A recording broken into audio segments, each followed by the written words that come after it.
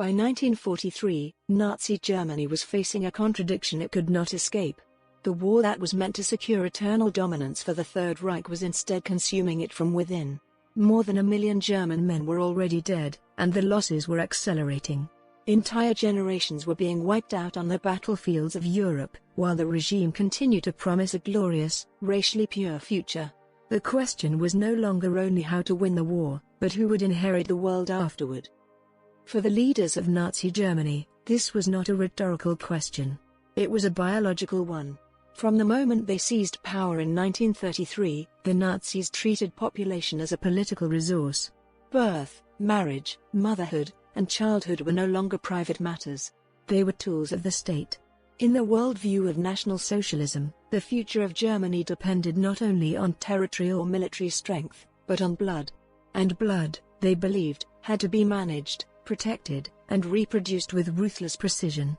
The obsession with racial purity quickly translated into law.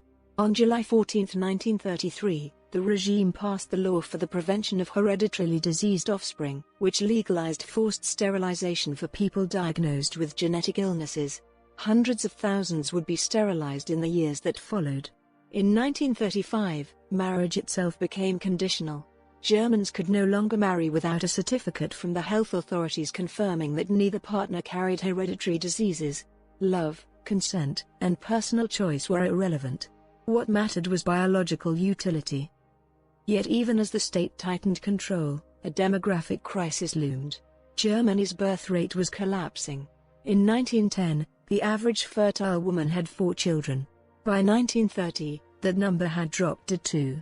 Abortions were widespread, driven in part by economic hardship, but also by the deep social stigma attached to unmarried pregnancy. In 1933, the year the Nazis came to power, fewer than 1 million children were born. At the turn of the century, there had been more than 2 million. Healthy bodies alone were not enough. The Reich needed babies. And it needed the right kind of babies. This is where Heinrich Himmler entered the picture. As Reichsführer SS, Himmler was not only responsible for terror, policing, and genocide. He was also the chief architect of the Nazi vision of racial reproduction. To him, the SS was not merely an elite military organization. It was the biological seed of the future German nation. And like any farmer convinced of his own ideology, Himmler believed the harvest could be planned. On December 12, 1935, the SS founded the Lebensborn Association. The name sounded almost poetic. Lebensborn means fount of life.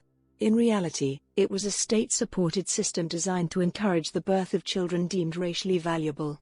Its purpose was simple in theory and chilling in practice: remove every obstacle that prevented good Aryan women from giving birth, whether they were married or not. The Lebensborn provided financial support, medical care, and discreet accommodation for pregnant women. Special maternity homes were established where women could give birth and stay with their children afterward. Funding came from private donations, Nazi welfare organizations, and mandatory membership fees paid by SS men. Roughly half of the women served by the Lebensborn were married to SS or SA members. The rest were unmarried, a fact that deeply unsettled many within the Nazi hierarchy. Unmarried motherhood was officially frowned upon in Nazi ideology. It conflicted with the regime's public emphasis on traditional family values. But Himmler saw things differently. To him, moral conventions were secondary to racial arithmetic. A racially valuable child born out of wedlock was preferable to no child at all. Under his direction, the Lebensborn offered unmarried women secrecy and protection. Birth certificates were forged. Women could be registered as widows or divorcees. The identity of the father could be concealed, with the Lebensborn itself assuming guardianship of the child. Once born, children could remain in Lebensborn nurseries if the mother was unable to care for them immediately. The organization helped women find work and even negotiated financial support from fathers. If a mother could not raise her child at all, the Lebensborn arranged foster care or adoption with families approved by the SS. Everything was organized, documented, and monitored. The first Lebensborn home opened on August 15, 1936, in Steinering, Bavaria. It had 30 beds for mothers and 55 for children. By 1940, its capacity had doubled. But the reality behind the carefully curated image was far from idyllic. The entire system was built not on compassion, but on control. Women seeking admission had to pass an exhaustive racial screening process. They were required to provide an Aryan certificate proving their ancestry, a hereditary health certificate, and submit to a medical examination conducted by an SS doctor. They filled out detailed questionnaires about their personal lives and political attitudes. They were asked to write handwritten autobiographies and provide photographs. Nothing was left to chance. Life inside the Lebensborn homes was strictly regulated. Women were expected to perform household and kitchen labor. They were required to give birth without painkillers and to breastfeed their children regardless of personal circumstances. Refusal meant expulsion. For unmarried mothers, expulsion meant the loss of secrecy, protection, and institutional support. Compliance was not encouraged. It was enforced. Every aspect of a woman's behavior was observed and recorded. At the end of her stay, she was graded by the home's director and head nurse on a scale from 1 to 3 in multiple categories: character, health, political attitude, domestic skills, and emotional bond with her child. Fathers were also assessed, though far more superficially, mainly in terms of political loyalty and financial reliability. All records were sent directly to Himmler, who archived them for a future he believed he was building. For those deemed especially valuable, the process culminated in a ceremony that replaced traditional Christian baptism. During this SS naming ritual, the mother was asked a single question: "German mother, are you willing to raise your child in the spirit of the National Socialist worldview?" An SS officer was assigned as godfather, tasked with ensuring that the oath was upheld. The ceremony ended with the ritual of the dagger. An SS leader touched the child with a ceremonial blade and declared, "Hereby I take you into the protection of our Schutzstaffel and give you your name. Carry it with honor." The language was theatrical. The symbolism was deliberate. The message was clear. This child did not primarily belong to its parents. It belonged to the Reich. Despite the regime's obsession with purity, the conditions inside many Lebensborn homes were grim. Overcrowding was severe. There were often more than twice as many children as the facilities were designed to hold. Hygiene was poor.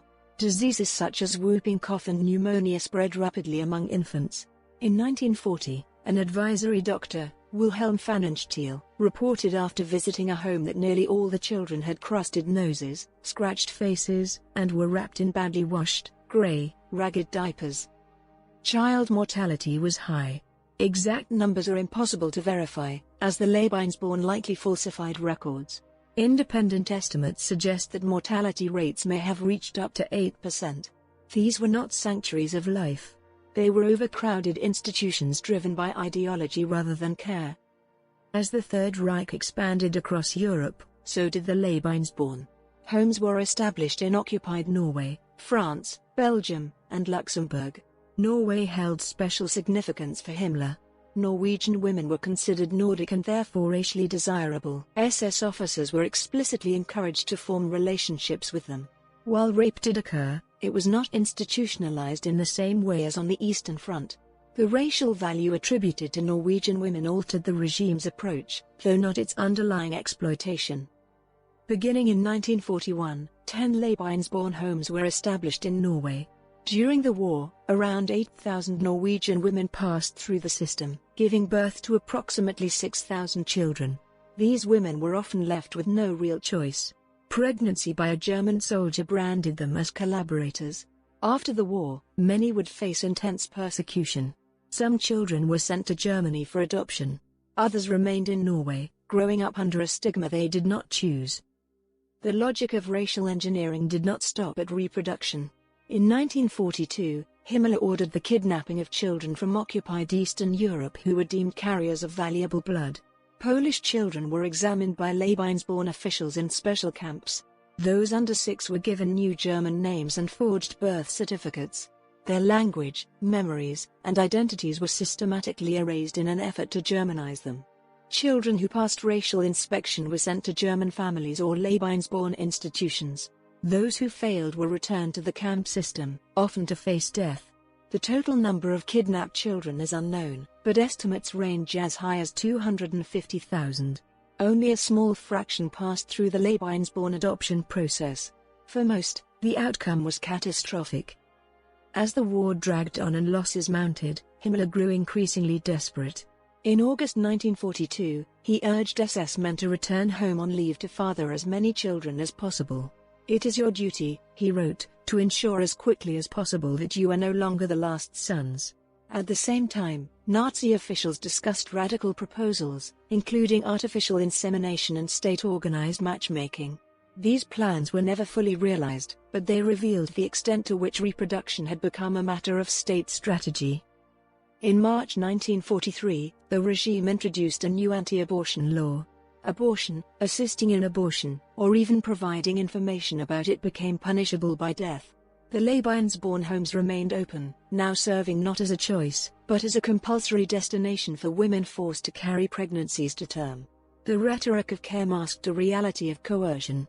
In the end, the impact of the Lebensborn program was limited. By the end of the war, approximately 12,000 children had been born in German Lebensborn homes, and around 6,000 in Norway. These numbers were insignificant compared to the scale of the regime's ambitions. The dream of breeding a new race had failed.